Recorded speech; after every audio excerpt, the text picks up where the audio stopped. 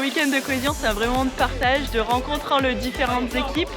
Ça nous rebooste d'être ici à Rocamadour, c'est juste magique, c'est le lieu de naissance du PLVTT. On sent bien que Notre-Dame de Roca, elle est puissante et qu'elle va nous porter sur toutes nos routes. Très bien organisé, très court, concentré. On n'a pas vu le temps passer hier après-midi, donc ça veut dire que le rythme était excellent. Ça fait plaisir de voir autant de monde réuni pour la même cause, quoi, pour le PLVTT. Excellent pour faire comprendre comment il y a un esprit national et comment on n'est pas tout seul et comment on est vraiment encadré profondément et qu'on est capable en plus d'avoir des sentinelles disponibles toute l'année. C'est génial. C'est cool de voir qu'il y a des pratiques qu'on ne fait pas encore, qu'on pourrait mettre en place, des choses peut-être à abandonner, et surtout de voir qu'on n'est pas seul dans nos galères, surtout.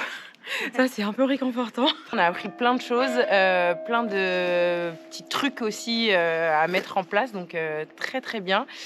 C'est un week-end où on fait corps avec les autres routes. On découvre la grandeur du Pélé. On ignorait qu'il y avait 40 routes. On imaginait qu'il y en avait de très nombreuses. On prend un maximum d'énergie et ça nous booste pour l'année à venir et pour essayer de continuer à faire que notre Pélé grandisse et amener tous ces jeunes à pédaler vers la sainteté.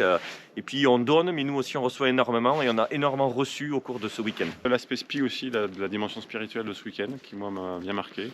Les topos sur la vocation aussi, ça redit un peu ce pourquoi on est là. Et parler de vocation aux jeunes, c'est quand même quelque chose qui est pas forcément simple et pourtant absolument indispensable. Et moi, en tout cas, ça m'a parlé.